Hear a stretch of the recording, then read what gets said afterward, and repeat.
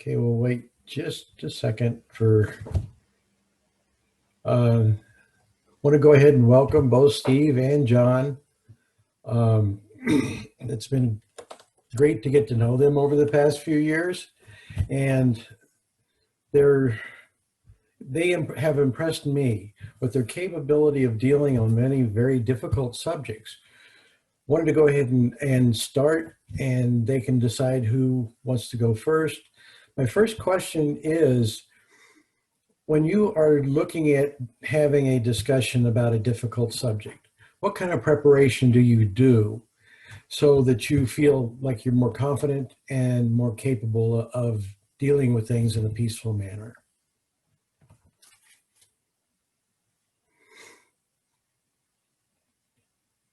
Steve, you want to go first, or you want? I'll go. So thank you, John, and thanks to all the folks participating from the Fort Collins Interfaith Council.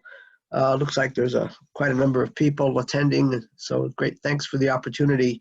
I would say that most of the issues that we deal with are difficult.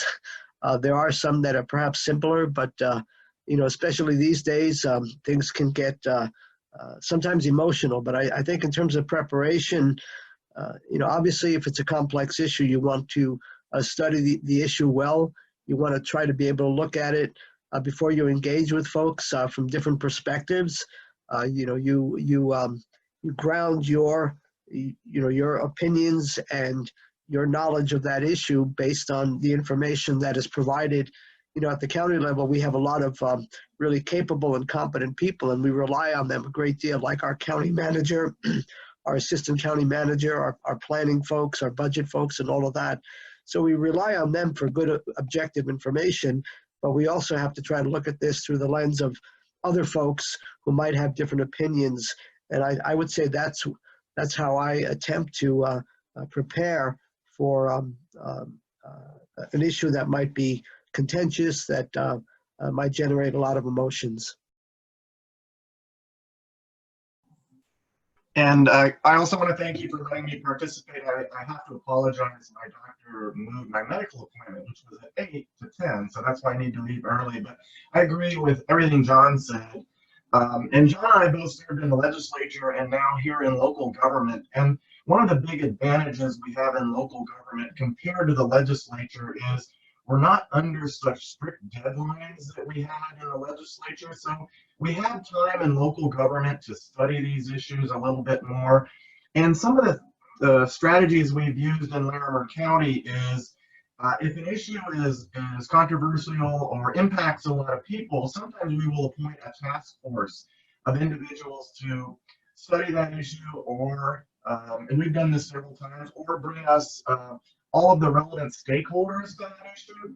It's very important that we try to be inclusive and that we involve and bring in all points of view to an issue. We identify stakeholders very deliberately and bring them in and make sure we learn from all the different experiences in our community. And I think another thing that's very important is an attitude by the elected officials of inclusivity and different points of view, because we all have different experiences and none of us have every other person's experience. And to formulate good policy, I think it's important that you realize that having as much experience looking at the issue helps you develop a better policy. So that attitude is very important. And I also think it's important we practice good listening skills. Unfortunately, in the campaign situation, you listen to formulate a response. But when you're dealing with a controversial issue, it's very important that you listen to understand. And that's a different way of listening.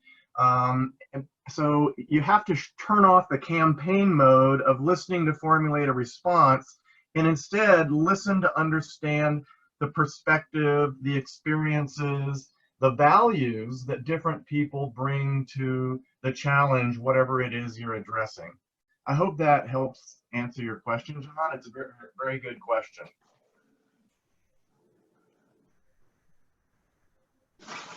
You need to unmute, John. Yeah. Leads into the second question I had, which has to do with, in dealing with these questions, how do you talk to people to understand that, okay, we all agree the issue needs to be addressed, but oftentimes the disagreement is in how to address that issue. How do you question everybody involved to understand better what ways you might find for agreement of addressing a particular controversial issue? I guess I'll go first. And just on the previous question, part of I would add to my answer, and that is I rely on Steve Johnson a lot to help me get this right. So I appreciate that. And actually the three of us, the three commissioners, I just want to acknowledge, Commissioner Johnson and Donnelly. I think overall we've worked well together. They have 12 years of incredible experience and knowledge on this county commissioner thing. So I think they've been really good public servants. And sometimes we may not entirely agree on something, but we find ways to work through it. I just thought that was important to put out there. But in terms of, I think in terms of the question, how do you address something that might be, the complex issue and so forth? For me, and it does get back to what Steve said earlier about, we need to do a much better job of listening. This being Fort Collins Interfaith Council, I think it's okay to say God gave us 2 ears and 1 mouth, and therefore we should listen twice as much as we speak.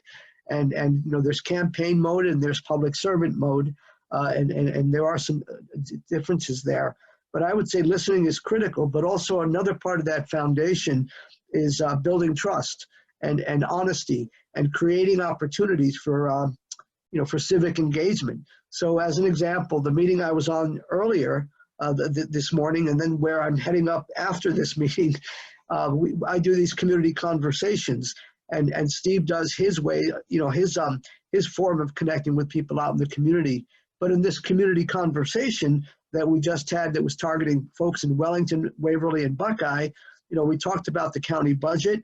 We provided information from our senior budget analyst, and we had a dialogue, a discussion about how people can engage. And so we're trying to create more tools like this thing called the Budget Balancing Act or the Build Your Own Budget as a way of people saying, well, we think we should prioritize this or that. So I think building trust, creating opportunities for civic engagement, doing a much better job of listening than most, quote, politicians do. I think those are all important things, important tools to try to figure out, first, what is the problem? It's important to identify the problem. What are a range of options in addressing the problem? Is there a proper role for government or county government in addressing that problem? And then, how are we going to work together to try to figure this stuff out, right? And get that problem solved. I'm glad John is going first because he's giving excellent answers, much better than I could. You go first next. No, but I think, and I might not explain this very well, but I think in politics we try to identify what people's positions are, where are they, and we try to label them into what those positions are and put labels on people that are pretty simplistic sometimes.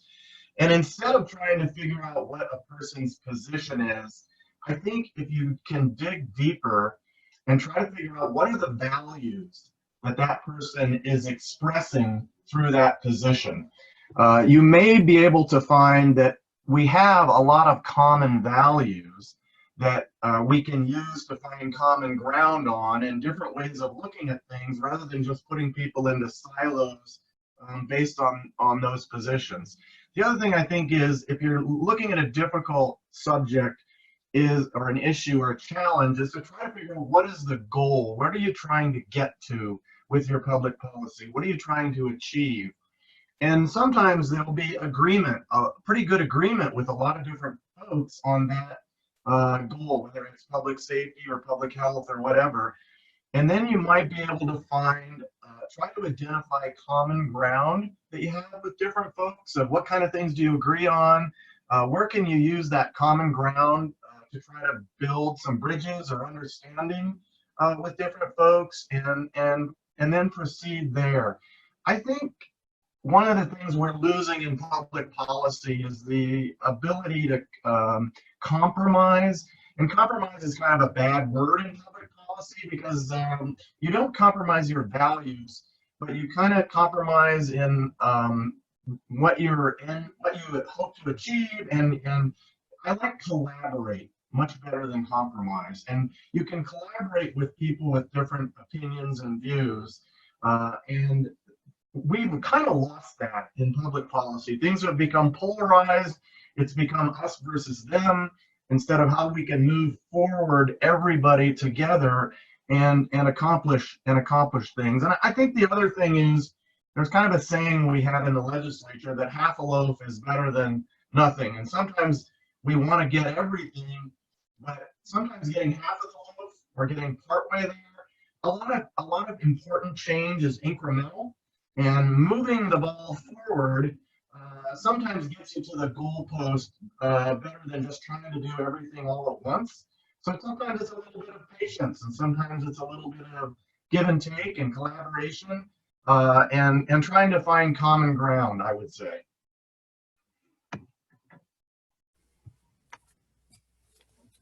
And I do love the fact that you're talking about common ground. In dealing with things, what I found from some of the training I've gone through, and obviously you two have gone through that training or just learning on the job, of how to go ahead and address a problem where you are side by side with the person that might be viewed as an opponent, so that both sides are looking at the problem as that's what needs to be fixed, not the other person. Any ideas of, or any things that you do, you know, even if you feel the emotion rising during a discussion, how you work on yourself to calm yourself as you're walking so you can be better at that discussion? So I'll go first on this one, John, and mainly because I want to admit that I'm not perfect at this. John is much better at this than I am. It is very difficult. I think I have to work at this a lot harder than John does. I think his nature is to be very even-tempered and very compassionate and positive in dealing with people. And I'm not as good at this as John is. But I think you have to have a realization when you're in a position of making policy that you're representing more than just yourself. And you're representing the whole community, you're representing a lot of different values and different individuals and different points of view, and that you're in a role that is bigger than yourself. And you have to take yourself out of, this is the individual, this is what I think. Not completely, that's still important, but you have to broaden your understanding of what your role is. And I think it goes back to respecting people of different opinions and viewpoints than you. And I always like to say, and I'm not perfect at this, but I always like to say that you can learn more from people you disagree with, and you can learn more from people that are different than you.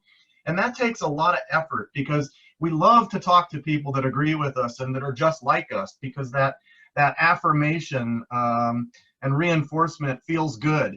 But you can learn from people that are different and have different experiences, but you consciously have to remember that. And I think also just working on treating people with dignity and respect. And again, John is so good at this. He's really been a role model for me.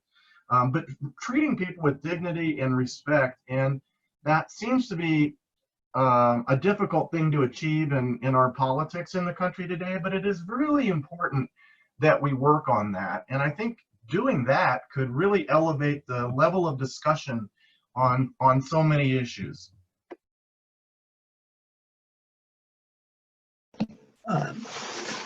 I'll add to that a little bit. And John, I'm sure you or someone is monitoring the Q&A, because I noticed at least one question in there, and I don't know what the process is for letting other folks participate. I think what I would add to Commissioner Johnson's comments, one is that in the previous question, he spoke about silos, and he also talked about being able to sit down with folks who you might disagree with. And I think all of that is critical. And what I would add is this idea of labels. We live in a society where it's a lot easier to say, well, you're left, you're right, you're conservative, you're liberal. And I think some of us have learned that trying to set aside the labels as much as possible is really important. And even to defy the labels. I mean, you can imagine both of us have been at this for a long time, and I can speak for myself that I've gotten all sorts of labels over the years, and I try to defy that, and I think it's really critical. I've always said that the ability to sit down with somebody, have a cup of tea or a cup of coffee, who you may disagree with, and give that person quality time, attention, I think is really, really important. I think your question, John, basically was around how do we sort of calm ourselves if it's going to be a storm coming up or something. And I appreciate Commissioner Steve's kind words, but I don't always get it right. And sometimes I do lose it. But I think we have a responsibility to really focus and to listen. And one of the trainings that I went through that I mentioned, I talked about a little bit with the folks with the World Wisdoms Project, is back in 2002, I was part of a delegation that went to Israel and Palestine, and we were trained in this whole idea of compassionate listening, or listening from the heart. And all of us enter into this stuff, right, with biases. We have certain perceptions about things, or if this person has the label of conservative, that's a certain stereotype. And I think we need to get rid of that. But with compassionate listening, or perhaps listening from the heart, we have to make a very conscious effort to, set aside our biases, put on a different set of glasses, different lens, and try to better understand the person that you're sitting down with, who you disagree with, or there might be a difference of opinion. Where is that person coming from? What are the life experiences that have led to that person to believe or feel the way that person does? So I think those are important tools that, I think both of us have tried to implement as elected officials and all that over the years. And again, I want to make sure for the record, I don't always get it right, and I lose it sometimes. And I can get defensive like anyone, but we have an even greater responsibility to try to minimize that.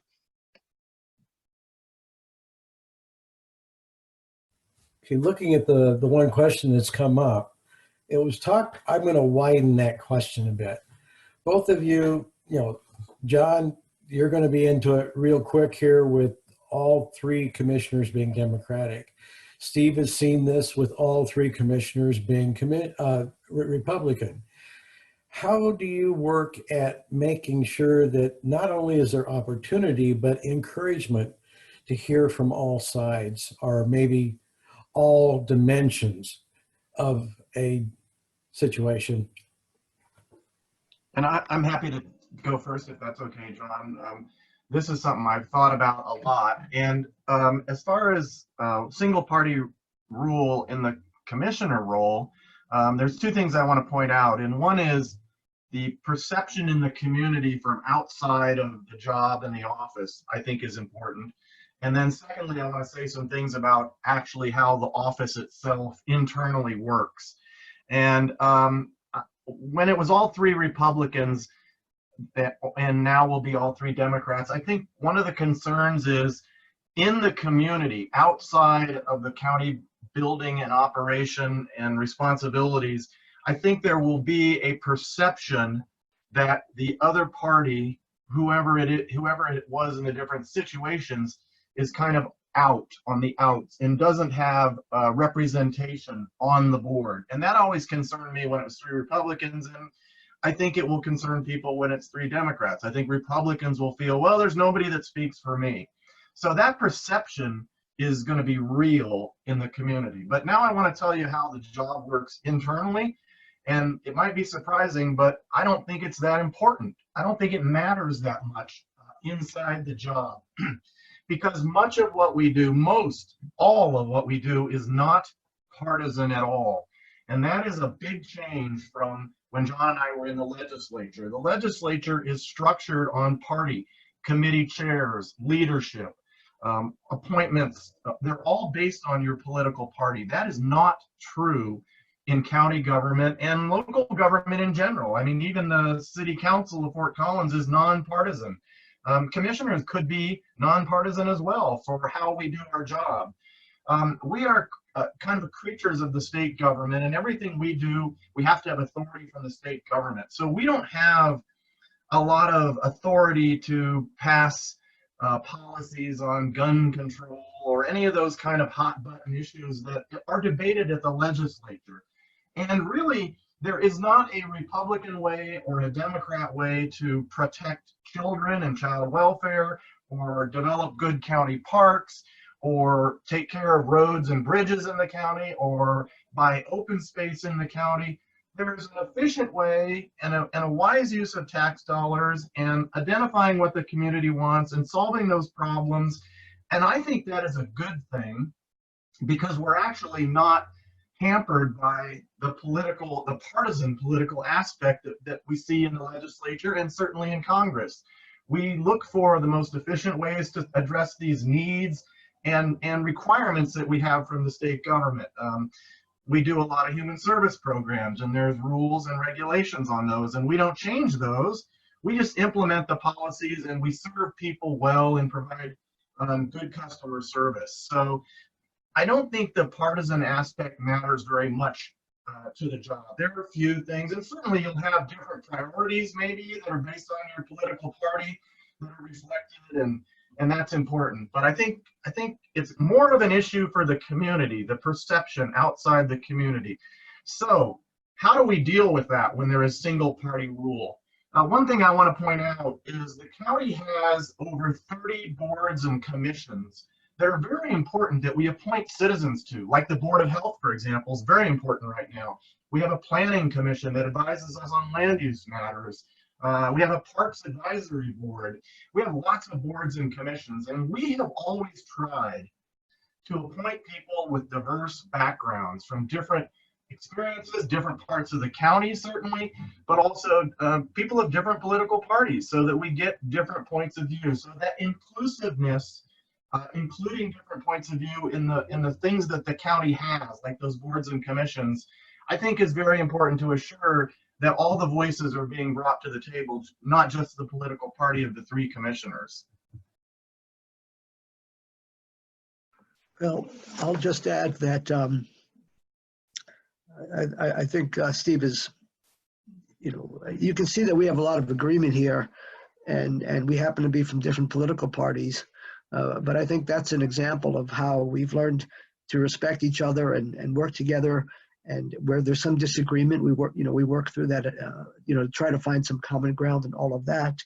I think one point I wish to make is that, regarding the nonpartisan nature of county government, I think that's very true. And I think generally speaking, when you go, the different levels of government, and won't even get into what's happening in Washington, D.C., but as you get closer to home, state, county, municipal, towns, etc., I think the tendency towards partisanship is diminished, and we can, again, set those labels aside and try to solve problems and to work closely with people in the community. So I don't know, I think that's really important. And I noticed in one of the Q&As, somebody commented that they loved Steve Johnson's response and that we ought to get that word out in an op-ed or something.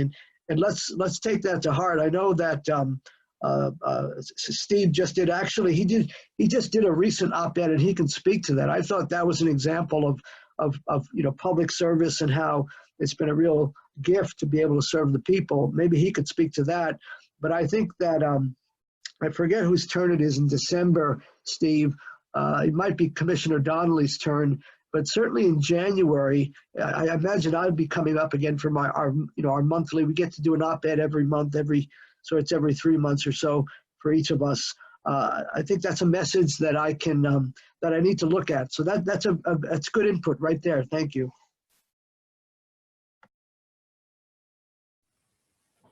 Okay, Steve, since you have to leave here real soon, is there any other comments that you'd like to make before you have to go? One other thing I think that is important that we try to do with county government that I haven't mentioned yet, that touches on how do you deal with difficult subjects, how do you include people of different points of view, how do you deal with single party rule on a board of commissioners, that is very important, and that is transparency. And we try to practice this very, very much in county government. We try to be transparent in all of our meetings, and in all of our emails are on the internet immediately when we get them, before I even see them. So being transparent with folks, conducting all decisions in the open meetings, and making sure the press has access to county government. The press is so important. And I'm really concerned that we are shifting from in-depth investigative journalism that we typically saw in my generation with the newspapers, and now we're into Twitter and Facebook, social media with a 30-second, 140-character response. And the role of the press is so important in all of these questions, in holding government accountable. I think that's something that concerns me, and it keeps us transparent. I'm getting to my point of transparency, and you must be open and honest with people about what you're doing and why you're doing it.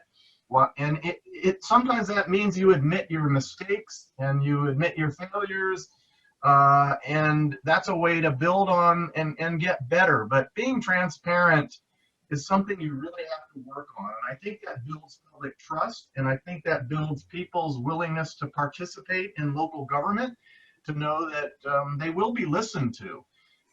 We conduct a lot of land use hearings that are very controversial with people on both sides. And one of the most rewarding things that I've seen happen is people will come up to us at the end and say, "We didn't agree with your decision, but you listened to us."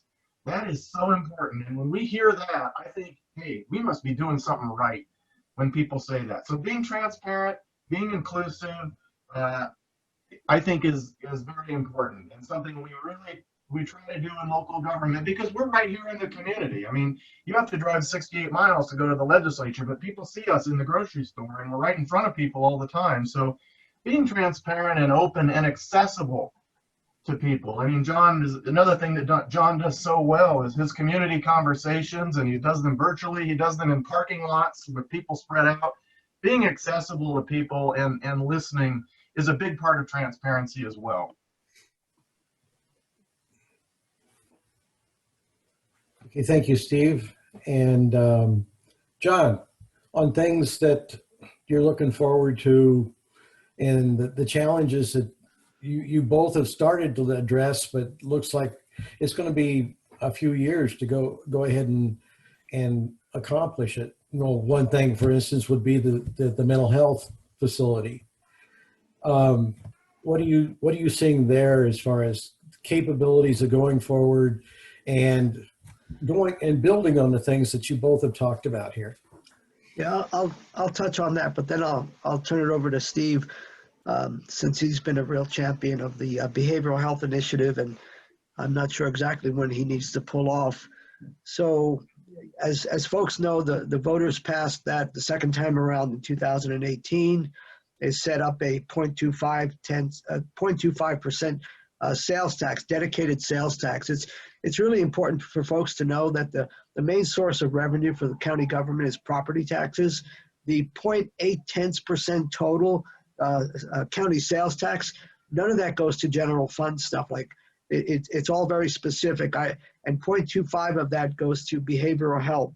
And to the credit of Lori Stolen and folks like Steve Johnson and a lot of other folks, you know, the first year that we were receiving money from that sales tax, and I guess that would have been 2019, I think about $1 million went out to 29 community-based organizations.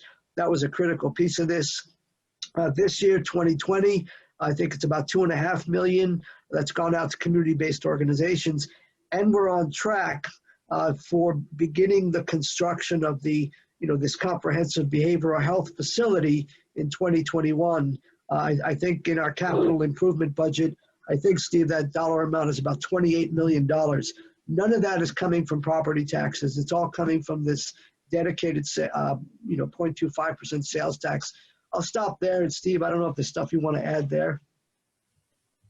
There is a little bit, and thanks for asking that question, John. I think Larimer County, as a result of the voters' trust in this passage of this measure 2 years ago, is going to make us the #1 county in Colorado for providing mental health care services, quality and behavioral health care services to our community.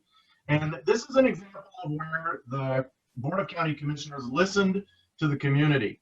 We're in the middle of a strategic plan right now that John may want to talk about. He has probably the most important goal in the current strategic plan, but in the last strategic plan, and what a strategic plan is we ask the community, what kind of things should county government be doing that are emerging issues that are important that we are not addressing, and the community was very clear that mental health and substance abuse, behavioral health issues were the #1 thing. So we took out a big goal and we didn't pass it the first time in 2016, I believe, and we learned from what we did well and what we didn't do well, and we came back in 2018 and we're successful. But it's going to make us probably the premier county in Colorado for mental health services. And what's very important with the sales tax is we're going to address access issues. So many people don't have adequate insurance to cover mental health access. A lot of people don't have any insurance to cover mental health access. And we're seeing the sad effects of that in the community, whether it's school safety or treating in the emergency room or productivity on the job or family issues, children welfare issues from untreated mental health and substance abuse issues. And we're going to be able to offer a full range of services to individuals who don't have access to those services. So a very, very important thing. I want to touch on one more thing. I was reading the questions and somebody asked about the fires and the recovery effort. And I want to just share before I have to leave, and I apologize for that. Larimer County is, again, probably the best county in the state for dealing with disasters. Actually, we probably have more federally and local declared disasters than any other county in the state for a number of reasons. Our urban wild interface is one big reason, but we have the best emergency services director in the state, and we are very experienced at responding to these disasters, whether they be fires or floods. We've had them all before in 2012 and 13. But what I want to say relevant to your discussion here is how we address that challenge collaboratively is we reach out to organizations in the community and working together with the faith organizations, with United Way, with watershed coalitions. We cannot address these things as county government alone, but working together and collaborating, and Northern Colorado does this so well, is working together with different entities in the community. That's so important because it leverages our tax resources, it leverages our personnel resources, and multiplies, and we reach into helping people that county government alone could never reach. So that collaboration in response to the disaster, we started working on that as soon as the fires started, and we've now combined it with the pandemic disaster. So people are being hit by 2 or 3 fires here and a pandemic at the same time. So that recovery effort is going to be critical. And local government is so well positioned to deal with that. The state government, the federal government are far off. We can get good value and good responses in the community in those areas. And we have a lot of experience doing that. And I apologize I have to leave, but I'm leaving you in good hands with John because he's much better at this than I am. Take care, Steve. Thank you. I appreciate your kind words. John, before I add anything to that, I noticed that there's at least, I think Sandy has expressed concern that how do we open this up to more participation from the attendees. So I hope you'll be sensitive to that. And I think earlier, Sandy or someone mentioned that the raise your hand function was not working. So could you address that, please? Or, there's Laura. Hi, John. I'll go ahead and jump in. Okay. Hi. And of course, the child is joining me. Morgan, County Commissioners. This is Morgan. Hi, Morgan. So we got Sandy figured out on how to do the raise hand function.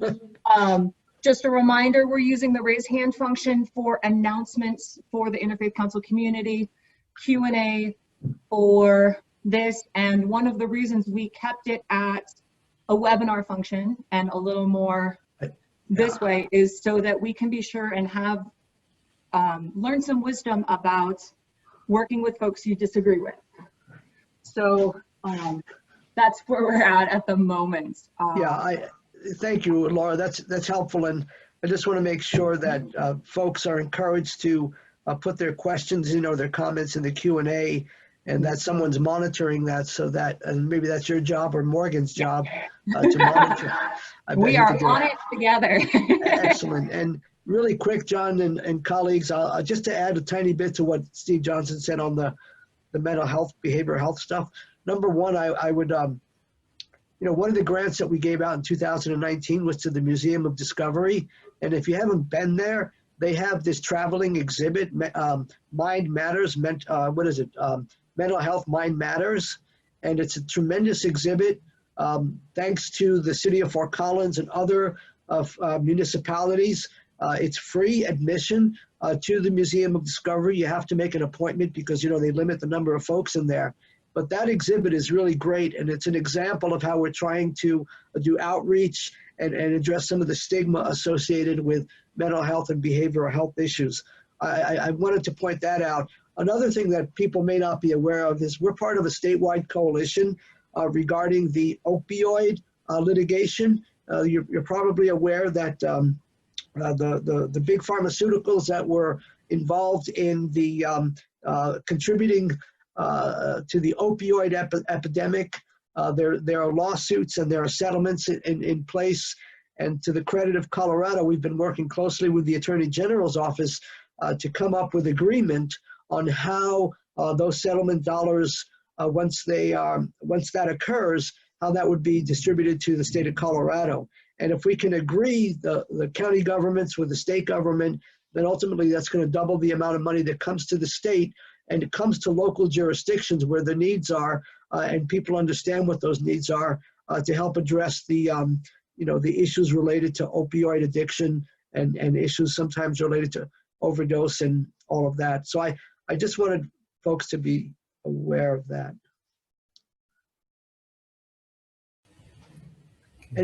And John, I just, so people know, I can stay on for all or most of this.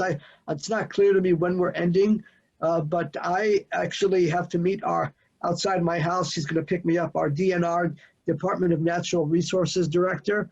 And just as an example of an issue that requires a lot of stakeholder engagement, we will be driving up to the U.S. Forest Service land west of the Crystal Lake subdivision, where there have been really serious concerns about public safety regarding recreational sports shooting.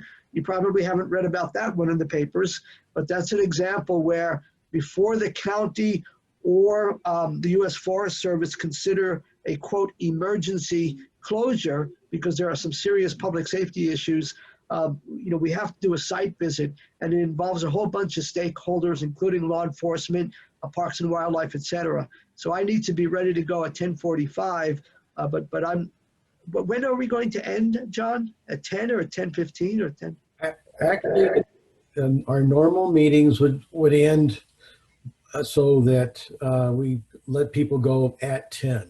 Okay. So I would have to say that, we have maybe 5 minutes, and then we're going to have to wrap this section up. Oh, I see. So, we're definitely trying to keep you and your amazing job in mind, so not to take too much. Well, I hope we can open it up to questions that folks have, or I don't know if there were particular things that Sandy Lenberg wants to ask me. I just want to make sure there's adequate time for that. Absolutely. Well, folks are typing, because I know with touch screens or computers that can take a little time.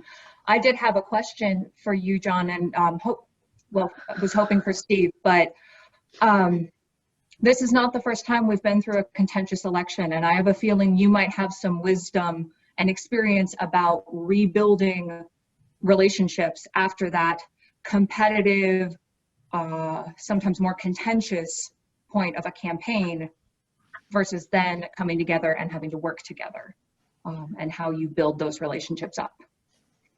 Well, again, our focus is at the local level, and the level of hyper-partisanship and rhetoric that we've seen at the national level.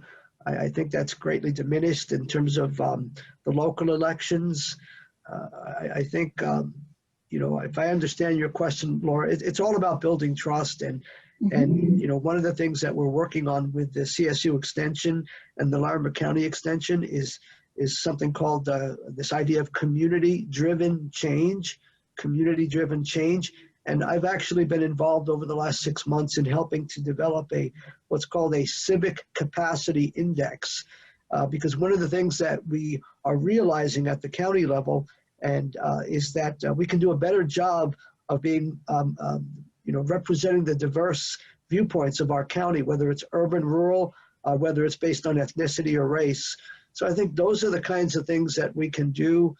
Again, we're in many respects, we're fortunate at the local level. It's not as crazy as at the national level, although I suspect some folks might have a different opinion about that.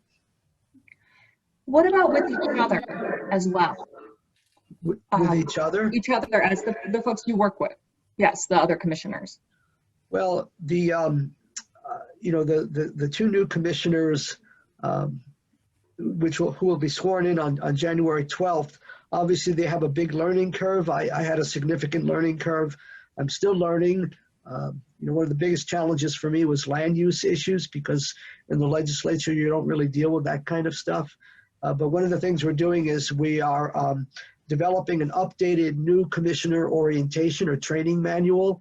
And one component of that is the importance of decision makers to be involved in the community, to do a better job of listening.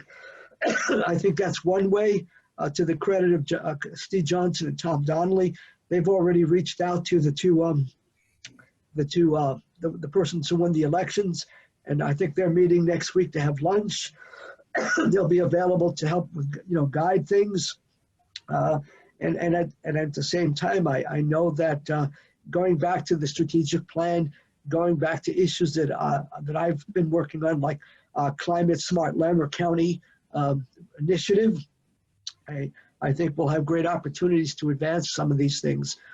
With our strategic plan, we just made a decision yesterday to set aside, as part of it, from our general fund balance, monies dedicated to childcare, housing, and creating opportunities for post-secondary education. We still need to work out a lot of details, but to me, that's an example of the kind of issues we can work together to address, because we know those are big issues for families and folks who are trying to survive this, this economic uncertainty. Okay, so I'm seeing 2 questions on the Q&A. John, do you want me to do Q&A, or would you like to jump back in, John Case? Yeah, I've been monitoring. We'll start with, with everyone's being overwhelmed by the national election, what does the county look at, and then what do you personally look at from the point of view of how to stay calm, how to just deal with the business that is really yours to deal with? Well, That's a good question. And all of these are good questions, and I wish we had more opportunity for dialogue. And this Zoom thing is what we have, but to be honest, I'm getting tired of Zoom, but that's our current reality. I think, again, I'm not always calm. Like a lot of people, I experience a fair amount of anxiety, stress. There's a level of depression because, why is it that we're so divided? Well, I have, we know there are different factors to that contribute to why, the national scene is the way it is, or the global scene is the way it is. And I don't think it helps a ton to, just point fingers and say it's your fault or it's your fault. I think we all have a responsibility in that. But bringing it back home, I mean, when people say to me, for example, what are you going to do to reduce the amount of money that goes to the the Defense Department, for example, military spending, that sort of thing. I remind folks is that while I have some, personal values about all of that and feelings, and I've been involved in those issues in the past, our focus right now is on the county, and there are 6 service areas: public safety, human and economic health, community planning, infrastructure and resources, public information, and public records and information. I mean, there are 6 key areas that the county is involved in, in terms of our 200 and the proposed operating budget for 2021, which we will approve on December 18th, and which there is still opportunity for people to provide input. That operating budget is about $287 million, and a good chunk of that comes from property taxes. So that's what I try to remind people of.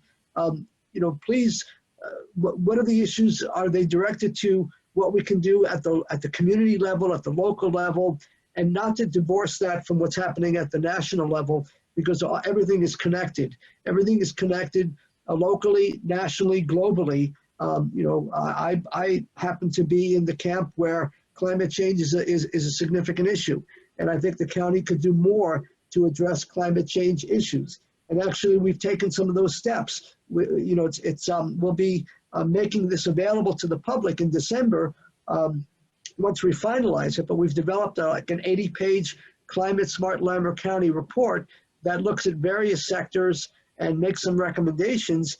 And then the next step of that is to do a really robust community engagement process, to hear from people what they think the county should be doing to address, some of these issues. Obviously, the fires, the wildfires, the floods, that's one manifestation related, I think, to climate change. And, the fact that we had the Cameron Peak fire, which is now 92% contained, the biggest fire in Colorado, wildfire in Colorado history, we're going to see more of those kinds of events, and we need to be preparing. But at the same time, we also need to be looking not just as adaptation, but mitigation, addressing how do we reduce our carbon footprint as a county? How do we, incentivize in the community for other entities and private sector to do the same? I think I rambled there a little bit, John. I don't know. It might have. And I think we may go ahead and try to have follow-on discussion about how the towns and cities and county actually can work together as well. But at this point, thank you so much for your time, all of the good words of wisdom. Yeah. I think it is time to let you go do your job because how important it is. And thank you so much for the time. Well, you're very kind, John and Laura, and it's great to connect with the Fort Collins Interfaith Council. When I was a younger person with less gray hairs, I was more directly involved with the Interfaith Council, when I worked for Catholic Charities and groups like that. So I appreciate that your ongoing work. I just want to just close by saying what we are doing right now is part of the work that elected officials should be doing, and that is creating opportunities for civic engagement. So this is a valuable, a critical piece of the work that we do. I just want to make sure people are aware of that. And if they still want to have at me, just be aware that my next community conversation, which is a Zoom meeting, is the Fort Collins LaPorte community conversation on Saturday, November 14th, 8:30 to 10 a.m. And we will have a discussion about the county budget. Our budget director will present, and then we'll open it up for this type of conversation. It'll be a Zoom webinar. You got to get the link and all that kind of stuff. And there's a community survey. Please fill out our online community survey. Larimer.org /2020 community survey. We do this every 2 years. We're going to start doing it every year next year. But this is a customer satisfaction thing, but it's also a perception thing. So there are a whole bunch of questions about issues that I think folks care about, and how important is it for the county to be involved in that. So if somebody could put that on the chat, that link, I think I got it right. But that's going to be open till December 4th. We extended the time, but we need people to engage on the budget stuff, on the community survey stuff, and these kinds of events. Thank you all. Thank you, John, Laura, Thank Morgan. you so much, John. And when we don't run a webinar, we invite everyone to put up their videos and to thank you. So we will imagine that our participants are doing that at the moment. And the link that was put on says larimer.org community survey. I think there needs to be a 2020 in there, that the current community survey